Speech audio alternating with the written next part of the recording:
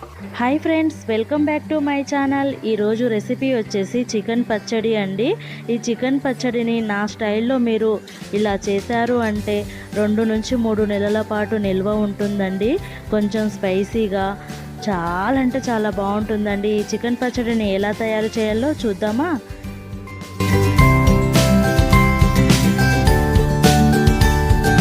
ఒక KG boneless chicken తీసుకోవాలండి. 1/2 spoon పసుపు, 1 స్పూన్ ఉప్పు వేసుకోవాలి. అలాగే కొంచెం నూనె వేసుకుని ఈ చికెన్కి ఉప్పు పసుపు మంచిగా కలిసేలా కలుపుకోవాలండి.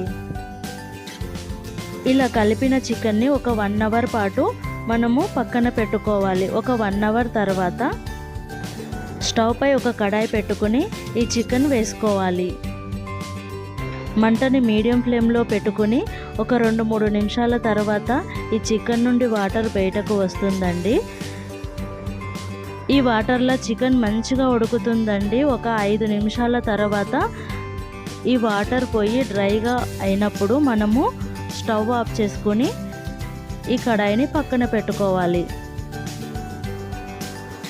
చికెన్ పచ్చడి మసాలా కోసము లవంగాలు, యాలకులు, ధనియాలు, ఆవాలు, జీలకర్ర,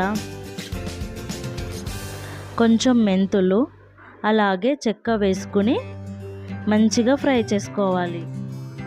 మంచిగా సువాసన వచ్చే వరకు ఫ్రై చేసుకోవాలండి. ఇలా కలర్ చేంజ్ అయ్యేటప్పుడు స్టవ్ ఆఫ్ చేసుకుని ఈ మసాలా మొత్తము ఒక ప్లేట్లోకి తీసుకోవాలి. ఈ మసాలా మొత్తము చల్లారిన తర్వాత మిక్సింగ్ బౌల్లో వేసుకొని మెత్తగా పేస్ట్ చేసుకోవాలి.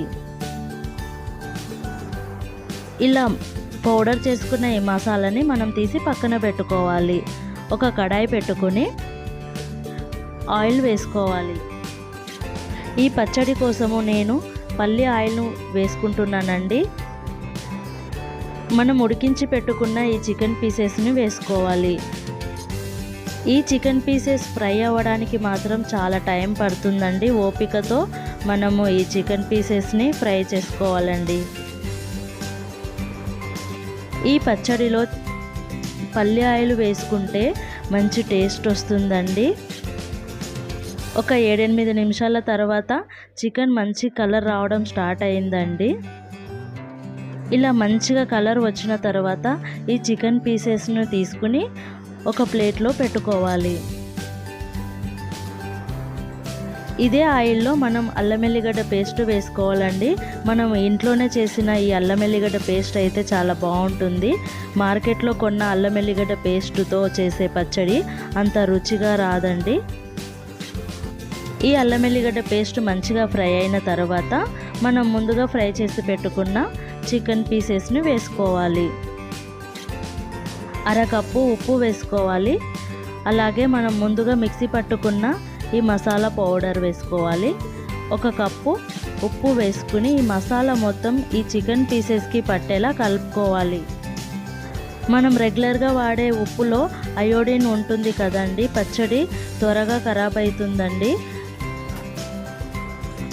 ఈ పచ్చడి కోసం నేను కల్లుప్పుని తీసుకుని కొంచెం సేపు ఎండలో ఎండబెట్టి మిక్సీ పట్టి వేసుకున్నానండి ఈ పచ్చడిలో. ఇలా ఈ మసాలాలన్నీ కలుపుకున్న తర్వాత చల్లారనివ్వాలండి పచ్చడి.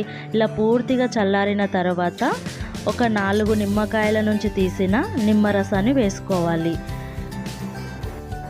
ఒకసారి ఇలా కలుపుకొని మనం ఈ పచ్చడిని గ్లాస్ బౌల్లో వేసుకోవాలండి.